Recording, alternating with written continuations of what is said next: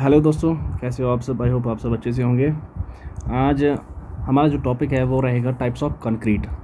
तो थोड़ा सा बेसिक रहेगा इसमें। इसमें हम पढ़ेंगे कि टाइप्स ऑफ कंक्रीट कैसे हैं, और आगे भी एक वो दो टॉपिक है इसमें, जैसे बेसिक नेसेसिटी रहेगा इसमें, या स्ट्रक्चरल स्ट्रेंथ भी पढ़ेंगे इसमें हम। तो पहले थोड़ा सा हम बेसिक क्लियर करते हैं कि टाइप्स ऑफ कंक्रीट कितने हैं हमारे पास। तो चलिए स्टार्ट करते हैं इस वीडियो को, ठीक है। तो टाइप्स ऑफ कंक्रीट सबसे पहला क्या आता है,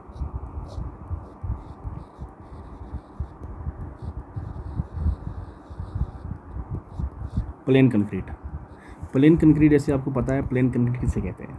कंक्रीट किसे कहते हैं, पहले तो ये होना पता चाहिए हमें कि कंक्रीट किसे कहते हैं। कंक्रीट एक ऐसे मास को कहते हैं जो हम एक सीमेंटिंग मटेरियल जिसमें होता है सैंड, एग्रीगेट और वाटर, और उसमें सीमेंटिंग मटेरियल साथ में मिला के उसको हम एक एग्रीगेट को बाइंडिंग करने के लिए सीमेंटिंग मटेरियल भी उसमें डाल देते हैं, तो उसको हम कंक्रीट कहते हैं। मिक्सिंग जो होती है इसमें नेचुरली ऑकरिंग जो एग्रीगेट्स होते हैं हमारे पास, सैंड होता है, ग्रेवल होता है, और उसमें हम पानी डाल देते हैं और उसमें सीमेंटिंग मटेरियल, जैसे सीमेंट हो गया हमारे पास पहले तो लाइमस्टोन होता था, अब आजकल हमारे पास सीमेंट होता है। तो सीमेंटिंग मटेरियल इसमें हम पार्शली सॉलिड मास बना देते हैं, जो किसी भी शेप में भी मोल्ड कर सकते हैं। हम कोई भी शेप ले सकता है, जैसे कि एक हम बीम बना सकते हैं, कॉलम बना सकते हैं, या राफ्ट डाल सकते हैं। हम कोई भी शेप इसमें से, ये किसी भी शेप में हम इसको बना सकते हैं, जबकि ये वेट होगा। और जब ये ड्राई होता है तब एक सॉलिड मास और उसकी शेप बन जाती है, ऐसे ड्राई हार्ड हो जाता है उसके ड्राई होने के बाद, ठीक है। कंक्रीट हम पिछले 150 साल से यूज़ कर रहे हैं, यूज्ड फ्रॉम 150 ईयर्स। इसमें क्या, कंक्रीट में क्या क्या आता है। कंक्रीट किस चीज़ का बना होता है, एक तो हो गया सैंड, दूसरा हो गया ग्रेवल और cementing material,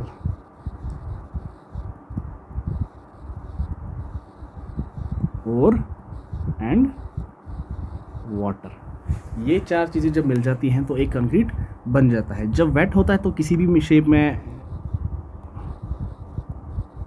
when wet can be mould in any shape, can be moulded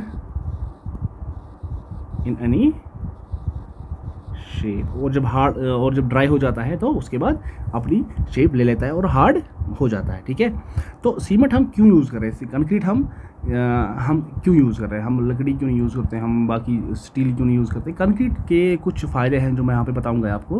concrete हम इसलिए यूज़ करते हैं, सक्सेसफुल बाइंडिंग मटेरियल इसलिए है क्योंकि कंक्रीट हाईली ड्यूरेबल है,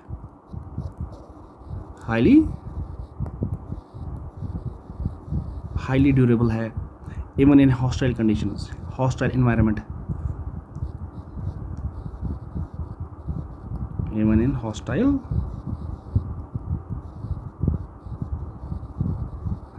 एनवायरनमेंट्स। दूसरी क्या चीज़ है इसमें, ये इजीली कास्ट किया जाता है, किसी भी शेप में, किसी भी साइज में,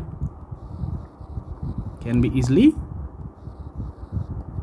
casted in any shape and size. तीसरा क्या रहेगा इसमें, रिलेटिवली चीप है, रिलेटिवली सस्ता है, और वाइडली अवेलेबल है, अवेलेबिलिटी इसकी काफ़ी ज़्यादा है। तो ये तीन चीज़ें इसको बाकी मटेरियल से इसको सक्सेसफुल बनाती है, बाकी मटेरियल से सक्सेसफुल बनाती है। इम्पॉर्टेंट प्रॉपर्टी जो है इसकी, एक इम्पॉर्टेंट प्रॉपर्टी जो है इसकी, वो है इसकी compressive resisting ability. Important property क्या है, important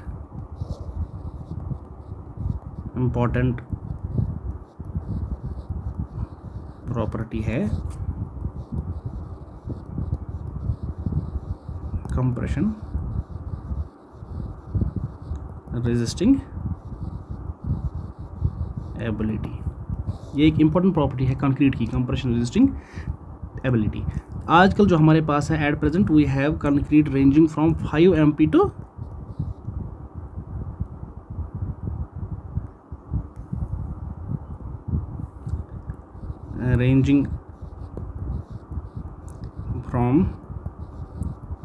5 MPa to 100 MPa।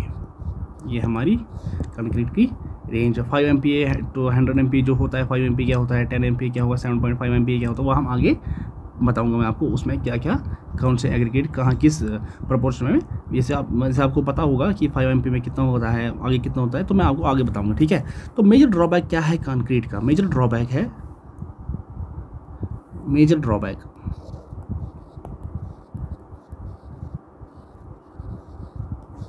Major drawback ये है इसका कि ये टेंशन में वीक होता है, weak in tension. Tensile strength जो होती है ना कंक्रीट की, टेंसाइल स्ट्रेंथ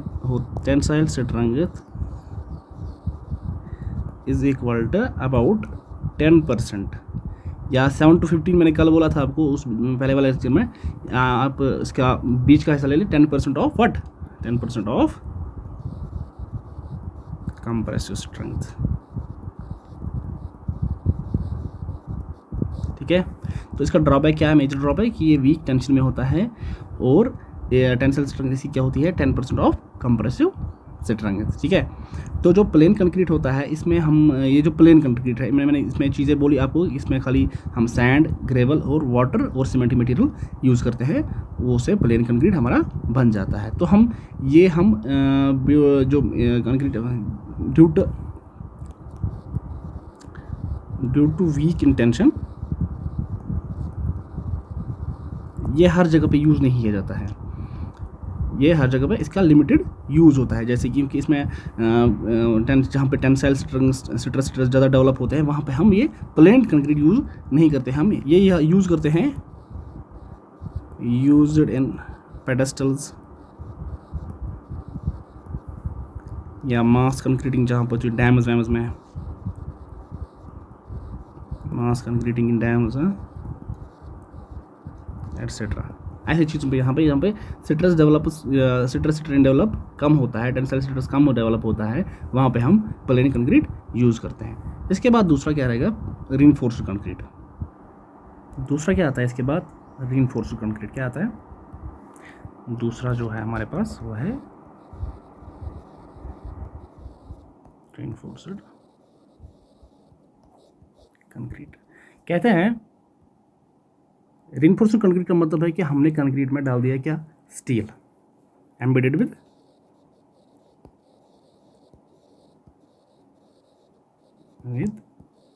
स्टील। जब से कंक्रीट में स्टील हमने डालना स्टार्ट किया है, तब से कंक्रीट में ज़्यादा ही एक सक्सेसफुल मटेरियल की तरफ में उभराव है, वो ज़्यादा ही उसमें तब से एक नई पहचान बनाई थी। अब ये हम यूज़ कर सकते हैं। अब इसमें एक significant amount of tensile strength भी आ गई है। क्या आ गई है, significant amount of tensile strength.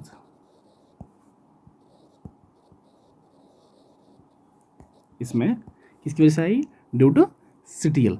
जो कंस्ट्रक्शन होती है, अब इसकी वजह से हम जब हमने एक स्टील डाला है इसमें, तो उसकी वजह से अब हम इससे बीम्स बना सकते हैं, स्लैब में भी यूज़ कर सकते हैं, बीम्स, स्लैब्स एटसेट्रा। ये हम इसे जहाँ पे टेंसाइल स्ट्रेंथ हमें ज़्यादा चाहिए होती है, इसकी वजह से बनाना स्टार्ट किया है। तो अब जो होता है स्टील की वजह से इसमें एक स्ट्रेन, जो कंक्रीट होता है हमारा रीइंफोर्स्ड कंक्रीट, इसमें स्ट्रेन कंपैटिबिलिटी आती है। क्या आती है, स्ट्रेन कंपैटिबिलिटी। इसका मतलब क्या है, स्ट्रेन कंपैटिबिलिटी इसका मतलब ये है कि देखो पहले तो ये होता है, एक तो स्टील और कंक्रीट में एक परफेक्ट बॉन्ड होता है, उस परफेक्ट बॉन्ड की वजह से इनमें जो कंक्रीट होता है, दैट मीन्स कि strain in concrete is equal to strain in steel. ये होता है स्ट्रेन कंपैटिबिलिटी। जो स्ट्रेन कंक्रीट में आएगा वही बराबर सेम स्ट्रेन किस में आएगा, स्टील में भी आएगा, ठीक है। मोर ओवर हमारे पास जो कंक्रीट होता है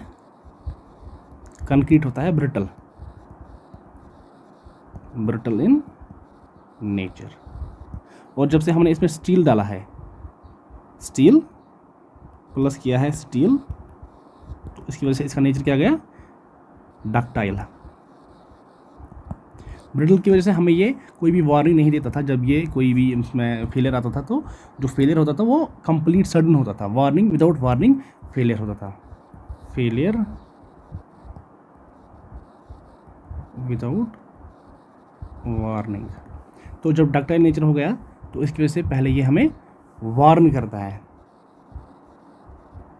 वार्नस बिफोर कोलैप्स। ठीक है दोस्तों, डक्टाइल का मतलब ये कि हमें इसमें स्टील डाला है तो इसका नेचर डक्टाइल हो चुका है, तो अब हमें थोड़ा सा ये वार्निंग करेगा, स्टाइल फेलियर होने से, कोलैप्स होने से पहले थोड़ा सा वार्न करेगा। और इसमें एक टेंसाइल स्ट्रेस जो डायरेक्टली होते हैं, या तो डायरेक्ट टेंसाइल स्ट्रेस जो होते हैं, direct tensile stress, direct tensile stress कौन कौन सा होता है, एक तो होता है direct tension,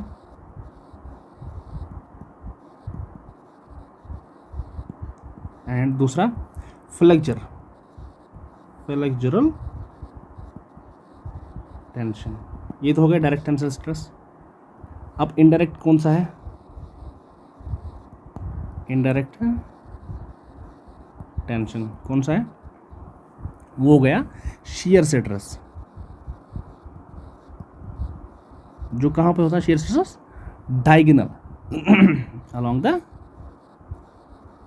diagonal planes। Shear stress कहाँ पे हमें मिलता है, डायगोनल प्लेन्स में। तो इसके अलावा जो भी और टेंशन आते हैं, जैसे टेंशन और भी आते हैं, टेम्परेचर की वजह से टेंसाइल स्ट्रेस पैदा होता है, श्रिंकेज की वजह से भी टेंसाइल स्ट्रेस और पैदा होते हैं। ठीक है दोस्तों, तो इनकी वजह से हमें स्टील यूज़ करना पड़ा हमें। इनसफिशिएंट स्टील अगर हम इसमें लगाएंगे, अगर हमने स्टील कम लगाया है, insufficient steel causes propagation of cracks which leads to failure, अगर हमने कम इनसफिशिएंट स्टील लगाया। एक और चीज़ है, हम यहाँ पे स्टील रीइंफोर्समेंट हमने जब से लगाना स्टार्ट किया है, steel reinforcing bars, embedding reinforcing bars in compression zone, reinforcing bars in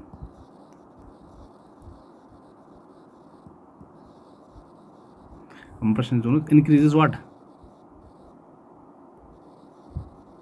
Increases the compressive strength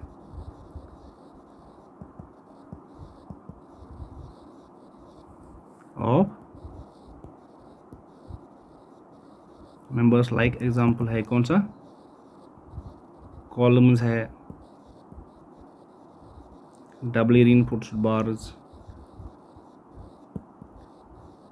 etcetera. ठीक है दोस्तों, अब इसके बाद है तीसरा जो है वो है प्रेसिट्रेटेड कंक्रीट। तीसरा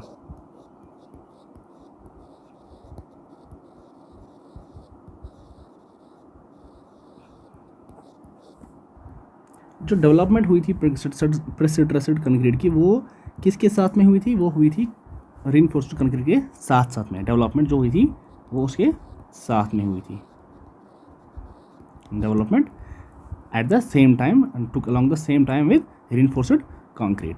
ये कहते हैं रीइंफोर्स्ड प्रेसिट्रेटेड कंक्रीट क्या होता है। प्रेसिट्रेटेड कंक्रीट ये होता है कि हाई स्ट्रेंथ कंक्रीट होता है जिसमें हम टेंसाइल वायर्स एम्बेड करते हैं और उसको टेंशन करते हैं before application of actual working load डालने से पहले हम उसको टेंशन करते हैं उनके वायर्स को, ताकि वो फिर उसमें एक ज़रा सा भी टेंशन पैदा ना हो।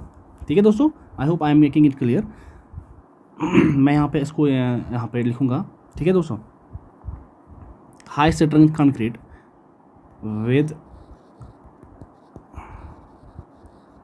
Tensile wires embedded in concrete and tensioned before the application of actual working load। ये होता है हमारा प्रेसिडर्स कंक्रीट।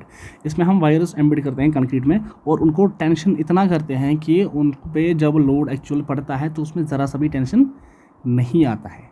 ठीक है, एक्चुअल लोड जब उन पे पड़ता है तो almost no tension develops in the beam section. ठीक है, प्रेसिडर्स कंक्रीट हम फ्रीक्वेंटली यूज़ करते हैं जहाँ पे कोई भी हेयर लाइन फ्रैक्चर भी हमें बर्दाश्त ना हो, not even a hairline fracture जहाँ पे हमें मतलब नहीं चाहिए, एडमिसिबल नहीं हो हेयर लाइन फ्रैक्चर, ये हम यूज़ करते हैं कहाँ पे, यूज फ्रीक्वेंटली इन कहाँ पे, जैसे हाई प्रेशर वेसल होते हैं जहाँ पे हेयर लाइन फ्रैक्चर भी एडमिसिबल नहीं हो, pipes, water tanks etcetera, and उन जगहों पे जहाँ पे फटीग लोडिंग ज़्यादा होती है। जैसे एग्जांपल है यहाँ पे स्पान ब्रिज और रेल स्लीपर्स जहाँ पे लोड आता जाता कंटिन्यूसली फटीग में रहता है वो। ठीक है दोस्तों, ऐसी जगहों पे हम क्या करते हैं, यूज़ प्रेसिडर्स कंक्रीट। ठीक है दोस्तों, I hope I am making clear. आज के लिए बस इतना ही, चलिए, थैंक यू।